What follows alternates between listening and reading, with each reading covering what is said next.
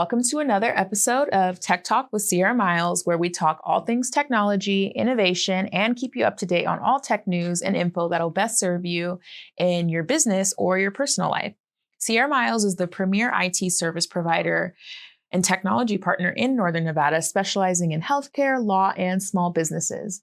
As always, I'm here with Sierra Miles partner Brandon, and he's going to introduce you to our topic today. Hello, Bianca. Thanks so much for having us on the podcast today and talking about a few different IT topics and technology today. The first one we're going to be talking about today is what is net neutrality. So I'm going to talk a little bit about that. We'll talk a little bit about Google AI and Google's ventures, kind of just what everybody's doing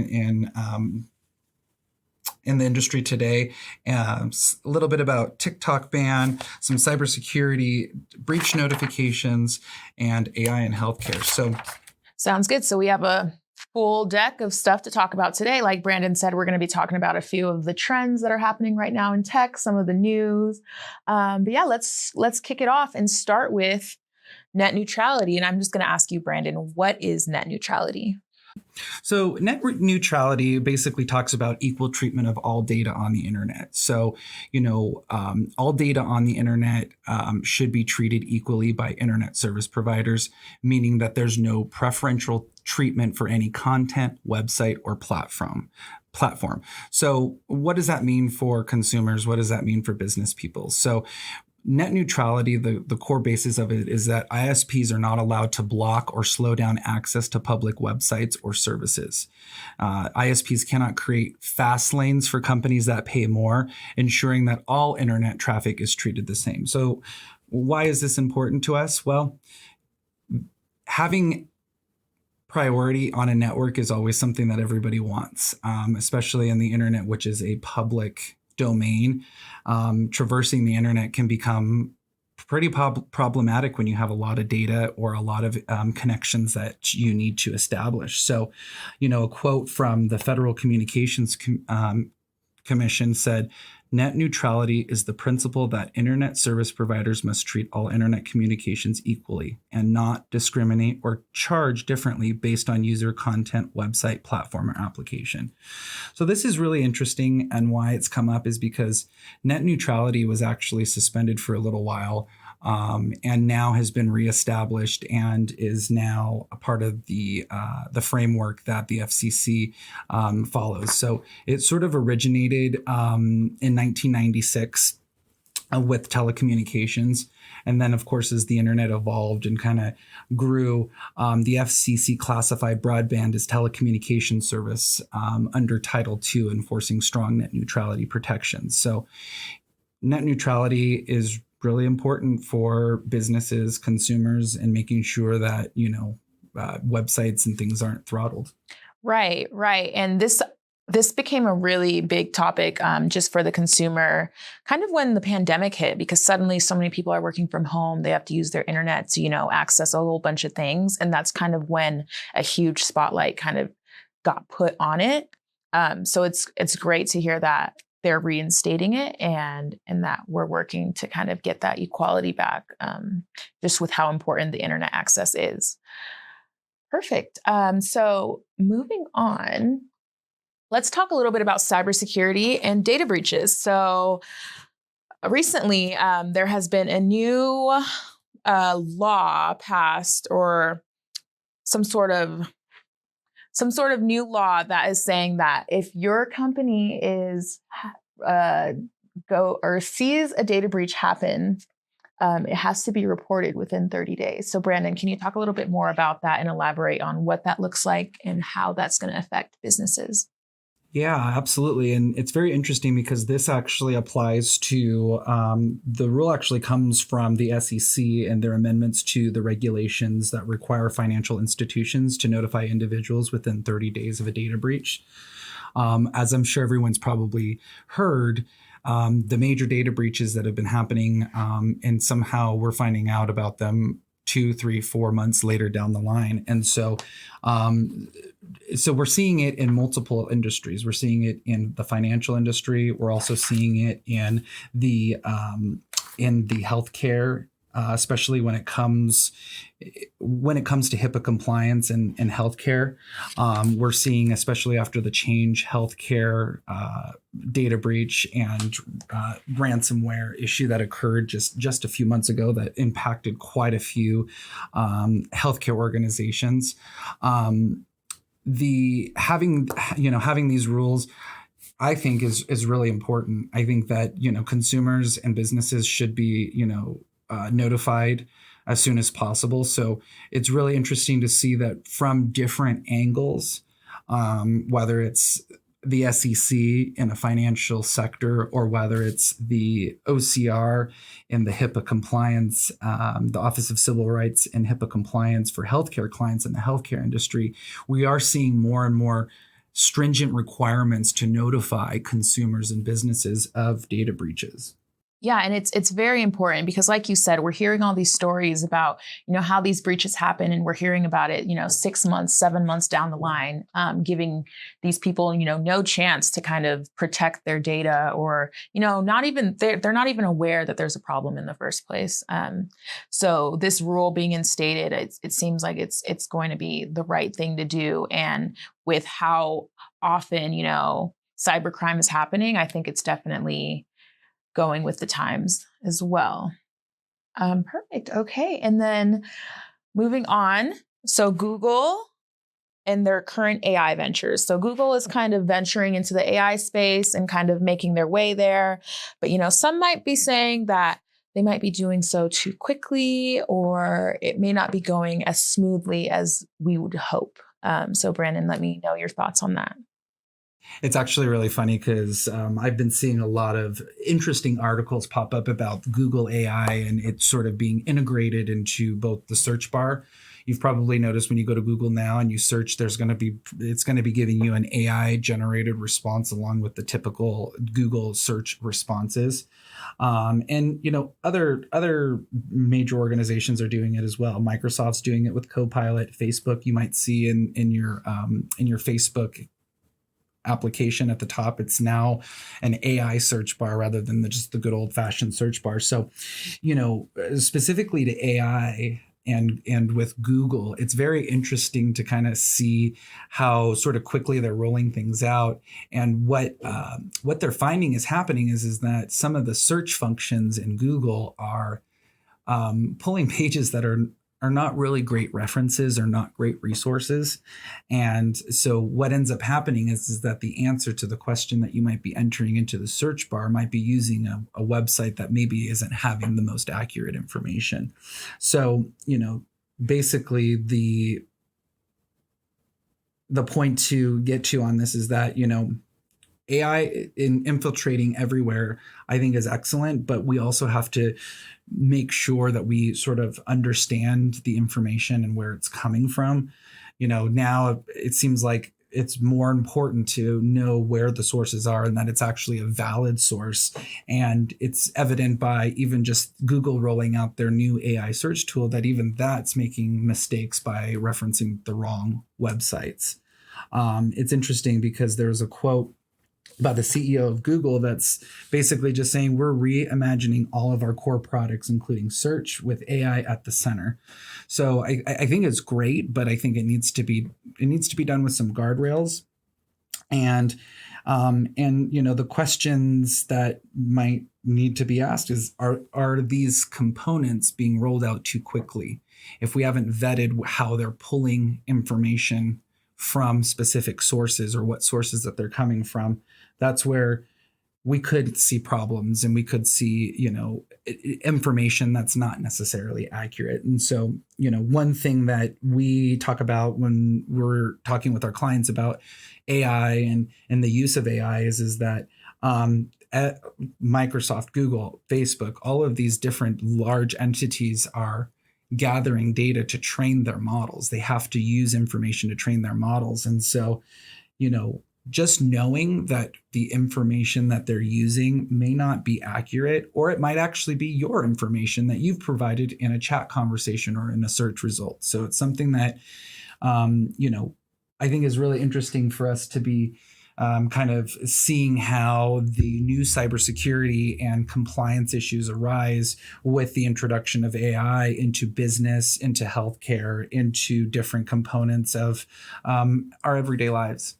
And it's interesting because, like you said, Google's such a big company. You would think that they would roll it out and be a little bit more, smooth about it, kind of, check all the things and not be so quick to put something out that may not be accurate. It almost seems like everyone is so excited about the AI train that they're kind of, skipping out on, the information and how accurate it is and just wanting to put it anywhere and everywhere just so it is used and people have access to it, which is important. But I do think, having the information be accurate and like pulling from the right places is also important.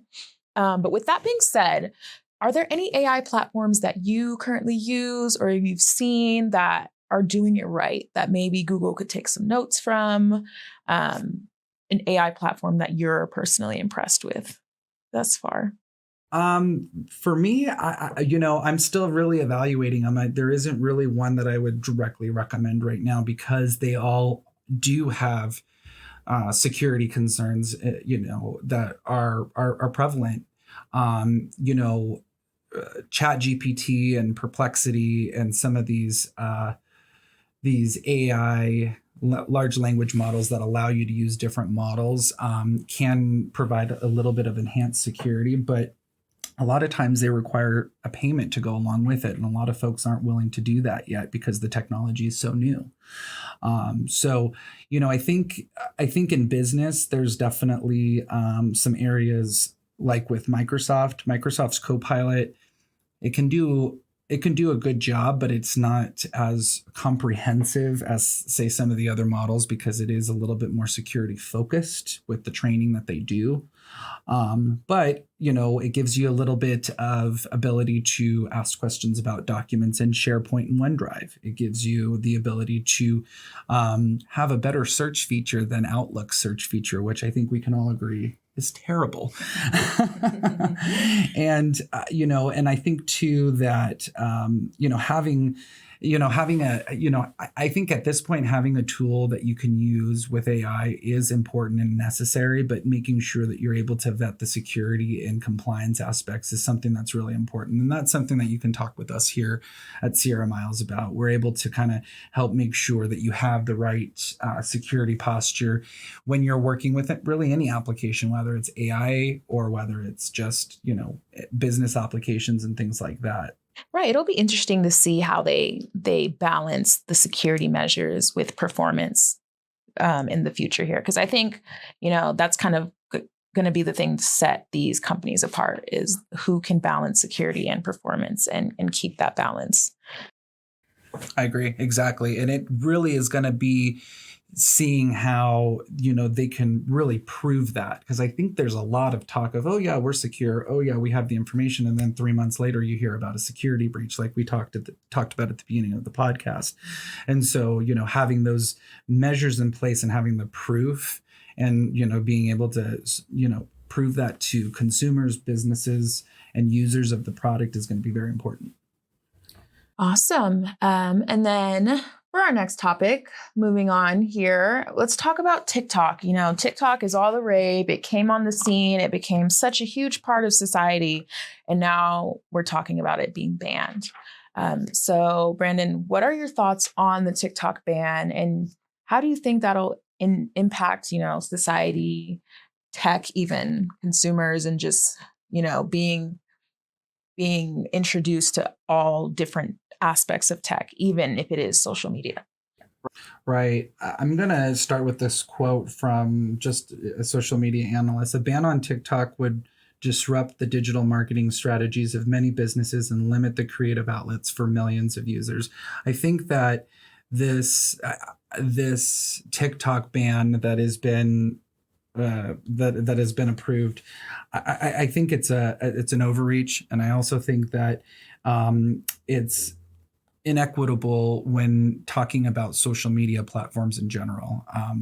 Some of the allegations of TikTok having security or cybersecurity issues are just as prevalent in other platforms as well. This idea that TikTok has a security issue that's any more prevalent than Facebook or Twitter or any of these other platforms is really, quite frankly, a farce, in my opinion. I think that the need for the American public to have the ability to access the information that they see fit on the platform that they see fit is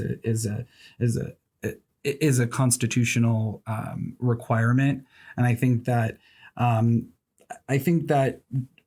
the impact of this is going to have impacts on small businesses that are not going to be realized. And there's going to be economic and social implications for content creators and businesses relying on TikTok. That I don't think the response to the concerns that are presented are an accurate response to how to move forward. I don't disagree with the assessments that there are cybersecurity concerns within the application. I don't disagree that those should be addressed, but I really think that those are prevalent in other platforms too. And I think that having banning an application and telling the American public what apps they can and can't use is a slippery slope for us. I agree. I think that, banning TikTok, like you said, like all these other apps kind of have very similar security risks and security issues. So just kind of focusing in on TikTok seems a little bit backwards to me, because if we're going to ban TikTok, we might as well ban all these other things as well. So very, very interesting. And like you said, TikTok is a huge component of small business marketing and, is kind of driving the economy in very big ways. But I did want to discuss a little bit about TikTok and technology and information and how it makes it more accessible and how that going away could create a problem. Yeah, I think a lot of folks think that TikTok just consists of silly videos, and there's a lot of those on there, that's for sure. But I think there's a lot of educational content.